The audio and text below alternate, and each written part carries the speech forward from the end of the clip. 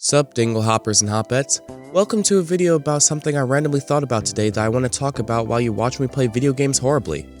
I have a headache, a sore throat, and I've been suffering from constant allergies, so let's get into it so I can go to bed. Today's topic, AAA games. Yeah, they suck. The absolute state of AAA games have been something to marvel at for sure. You would think that a platform such as gaming, that makes billions of dollars a year, that's full of companies that make billions of dollars a year, would be in a better state than it is, but unfortunately, that would occur in an ideal world. And let me tell you, shit is not ideal.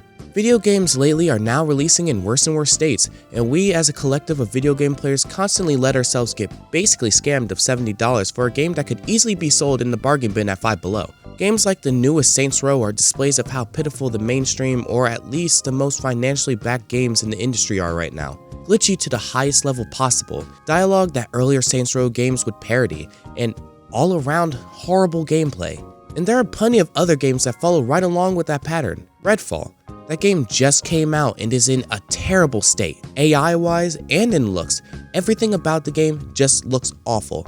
I wasn't planning on playing it at first, but now I know for a fact I will never play it. Cyberpunk 2077 is the same. I've heard some people say that the game got better after the patches, but why would I even bother playing at this point? I bought it, I pre-ordered it, and now what am I going to do with it? There's a very obvious reason why games like the previously stated ones exist in the first place.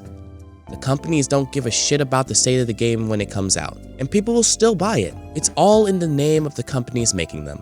Bethesda drops a game for $70, easily thousands of people will buy it without even knowing what the game is. It's the same with Supreme. They drop a brick with their name on it for $300, and thousands of money-flexing clout chasers will pay for it without a second thought. At least one of these things have some use for society. Bricks can build houses. But the state of video games today is also the result of harsh working conditions and deadlines, mainly for holidays. Companies need to finish their game near important dates, such as Christmas, so they can milk the teat of Papa Nicholas and give kids a video game-sized lump of coal that they promise will be something of use for them later in a tweet with the black box or something. But again, at least coal can help me cook my burgers on a grill and not be used as, I don't know, a paperweight. It feels like a lot of the biggest companies and games that come from them are devoid of passion or care, and anybody that does actually give a shit about the games they make are suppressed due to these deadlines. It's an uphill battle that can only be won by the people with the money. It's weird. I would think that having more money would get you further than others in this situation. You're able to buy the directors, composers, game developers, game testers, and all the assets you could ever imagine with the billions of dollars you have. But instead, you come out with the PC port of The Last of Us 1, and Among Us beats you in player base. One day I'll stop mentioning Among Us in my videos, but that is not today. It's not like it's all bad, obviously. There are still AAA games that come out looking good, like the God of War games. Those don't disappoint, but maybe even the Resident Evil 4 remake. And I had to look up AAA games that came out recently to get those two, so I think I lost my rebuttal portion here. I mean, I'll give EA one here. I just started playing It Takes Two with my bro, and that game is literally one of the most fun games I've played in a little bit. I haven't finished it yet, but the story, levels, and gameplay are just fun all around. And that's the same with The Way Out. The thing is, it's not developed by EA, just published by them, so it's different. I can tell you something that EA did develop though.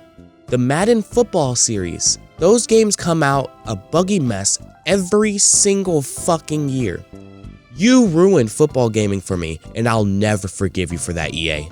AAA games releasing to terrible reception due to their terrible development that's probably caused by their terrible working conditions is why I look fondly at indie games that blow past them in popularity, because it just shows that's not all about the money in the industry. It's about passion and care for your work. There are many indie games that rival the looks of AAA games and are released less buggy at a lesser price, mind you, and the kicker is, there are usually less people working on the projects than these AAA companies have. So why, other than the reason I've previously stated, are AAA games failing in the gaming market, at least in quality at this current point in time? And how can they improve? Well, let me tell you.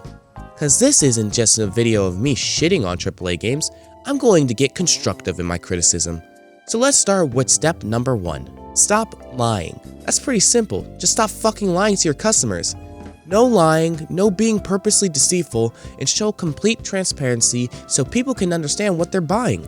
Redfall is the perfect example for what not to do. They enacted a 1 hour before release review embargo, so nobody can see what others think about the game until an hour before it comes out. Definitely not a red flag. Not to mention that they said they wouldn't give review copies until a day before the game's launch. Granted, they did issue it earlier than that, but what's the point of doing that if they can't write their review until an hour before the launch? It's a blatant attempt at suppressing the bad reviews that were bound to come out due to the game being bad, so they can get sales from people who pre-ordered it.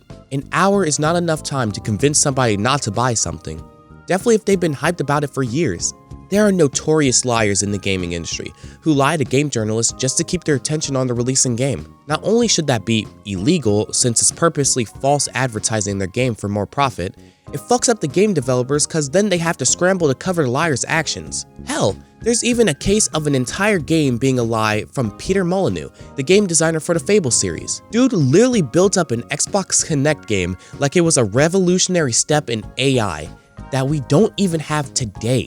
That game never came out, obviously because there was no way that the game was functional, let alone being able to live up to the lies spewed by Peter. The Kinect was already a janky mess within itself, but to think something this revolutionary would come out of any console is insane. Step 2. Finish your damn game. It has become a common practice for video game studios to just not finish their game and release it. Hopefully people who buy it will get some patches to make the game playable, but in some cases, you should open your wallet again, because that bit of unfinished work just became another revenue stream, baby. DLC! The nightmare of poor people, such as myself. Instead of doing what's right and finishing what was started and promised for their player base, these companies give their fans another kick to the dick and make them pay to play the extra parts of the unfinished game.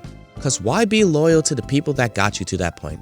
They're just dollar signs. This brings me to step 3. Stop doing DLC.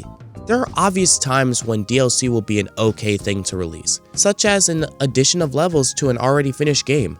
But AAA gaming companies today make DLC a way to win easier in online gameplay, a way to look cooler than all the noobs in online gameplay, and gambling hundreds of dollars to try and get the things that'll do a mixture of the two.